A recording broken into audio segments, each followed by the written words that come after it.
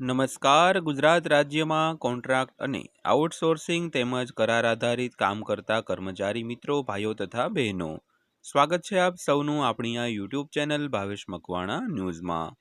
તો ભાઈઓ બહેનો, આજના વિડીયોની અંદર આપણે વાત કરવાના છીએ ગુજરાત સરકારનો મોટો નિર્ણય. તો કોન્ટ્રાક્ટ, આઉટસોર્સિંગ અને કરાર આધારિત કામ કરતા કર્મચારીઓના લઘુત્તમ વેતનમાં આટલો વધારો થયો છે જાહેર. તો કેટલો વધારો જાહેર થયો છે જેની આજના વિડીયોની અંદર આપણે વાત કરીશું.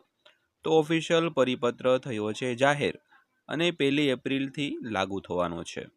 તો ખાસ કરીને કેટલો વધારો જાહેર થયો છે અને કેટલો વધારો જાહેર થયો છે, કઈ કઈ શ્રેણીઓના કર્મચારીઓને, તો તેની આજના વિડીયોમાં આપણે વાત કરીશું. તો આજનો વિડીયો તમે ખાસ કરીને અંત સુધી જોઈ લેજો અને તમારા માટે આવી અગત્યની માહિતીઓ મેળવવા માટે આપણી આ યુટ્યુબ ચેનલ પણ અત્યારે જ સબસ્ક્રાઈબ કરી લેજો.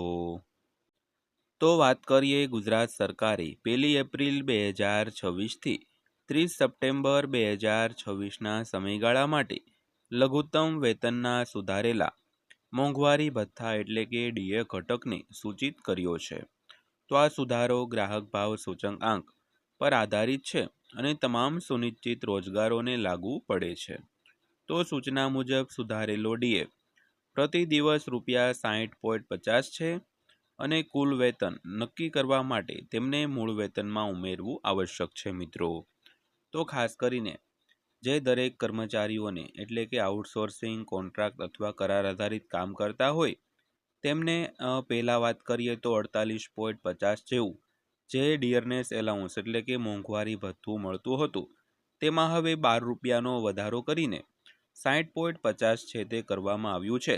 એટલે એક દિવસના ₹12 વધારો એટલે 26 દિવસનો મહિનો ગણીએ તો ₹312 જેવો વધારો થશે મિત્રો. ત્યારબાદ વાત કરીએ તો સુધારેલ લઘુત્તમ વેતનનું માળખું જે ડીએ સહિત. તો સૂચના અને ગણતરી કરેલ કુલ રકમના આધારે સુધારેલા વેતન દર છે તે નીચે મુજબ છે. તો સૌથી પહેલાં વાત કરીએ તો ઝોન 1 જેમાં મ્યુનિસિપલ કોર્પોરેશનના વિસ્તારો આવતા હોય છે તેમાં કુશળ કર્મચારીની વાત કરીએ તો મૂળભૂત જે પગાર છે તે 474, તેમાં ₹60.50 ડીએ ઉમેરાતા ₹534.5 જે પ્રતિ દિવસનું ભથ્થું છે, તેમ ટોટલ માસિક વેતન છે તે ₹13,897 થશે. તેવી જ રીતે અર્ધકુશળ કર્મચારીઓ હોય તેને ₹462 જે મૂળભૂત પગાર મળતો હોય તેમાં 60.50 ડીએ ઉમેરાતા રોજના ₹522.50 થશે. તેવી જ રીતે મહિનાનો ₹13,585 થશે. તેવી જ રીતે અકુશળ કર્મચારીઓ માટે 452 60.5 ડીએ ઉમેરાતા 512 તેમજ ₹13,325 છે તે તેમનો મહિનાનો પગાર થશે મિત્રો. તેવી જ રીતે વાત કરીએ તો ઝોન 2 જેમાં ગ્રામીણ વિસ્તારોમાં 10 લાખથી ઓછી વસ્તી ધરાવતા હોય તેવા વિસ્તારો. તો તેમાં કુશળ કર્મચારીઓને ₹462 મૂળભૂત પગાર મળતો હોય તેમાં 60.50 ડીએ ઉમેરાતા રોજના ₹522.50 થશે. તો માસિક વેતન ₹13,585 થશે. તેમજ અર્ધકુશળ કર્મચારીઓમાં ₹452 મૂળભૂત પગાર પ્લસ 60.50 ડીએ ઉમેરાતા ₹512.50 જે તેમનો એક દિવસનો પગાર થતો હોય અને મહિનાનો પગાર ₹13,225 થશે. તેવી જ રીતે અકુશળ કર્મચારીઓ હોય તેને રોજના ₹441 મૂળભૂત પગાર મળતો હોય તેમાં 60.50 ડીએ ઉમેરાતા ₹501.50 પ્રતિ દિવસનો જે પગાર છે તે થશે. તેવી જ રીતે મહિનાના પગારની વાત કરીએ તો તેઓને ₹13,039 એક મહિનાનો પગાર મળશે. તો તેમાં ઝોનનું વર્ગીકરણની વાત કરીએ તો ઝોન 1 જેમાં મ્યુનિસિપલ કોર્પોરેશન વિસ્તારો તેમજ ઝોન 2 જે 10 લાખથી ઓછી વસ્તી ધરાવતા ગ્રામીણ વિસ્તારો. તો લાગુ પડવાની ક્ષમતાની વાત કરીએ તો લઘુત્તમ વેતન અધિનિયમ 1948 હેઠળ આવરી લેવામાં આવતી બધી સંસ્થાઓ. તો ગુજરાતમાં બધા સુનિશ્ચિત રોજગારો તેમજ કર્મચારીઓની બધી શ્રેણીઓ જેમાં કુશળ, અર્ધકુશળ અને અકુશળ. ત્યારબાદ પાલન જરૂરિયાતોની વાત કરીએ તો સૌથી પહેલાં પગાર પત્રક અમલીકરણ. તો નોકરીદાતાઓએ એપ્રિલ 2026ના પગારપત્રકથી સુધારેલા વેતનનો અમલ કરવો આવશ્યક છે. તો કોઈપણ વિલંબને બાકી રકમ દ્વારા સુધારવો જોઈએ. તો કોઈપણ એજન્સીઓ હોય અથવા તો કંપનીઓ હોય તેને પોતાના કર્મચારીઓને 1 એપ્રિલ 2026ના પગારથી જ આ વેતન વધારો છે તેમાં સુધારો કરવો, અને કોઈપણ જાતનો વિલંબ કરે તો બાકી રકમ એટલે કે જે વધારો હોય તે વધારો એકસાથે આપવો જોઈશે. ત્યારબાદ વૈધાનિક અસરની વાત કરીએ તો ડીએમાં વધારો આના પર અસર કરશે.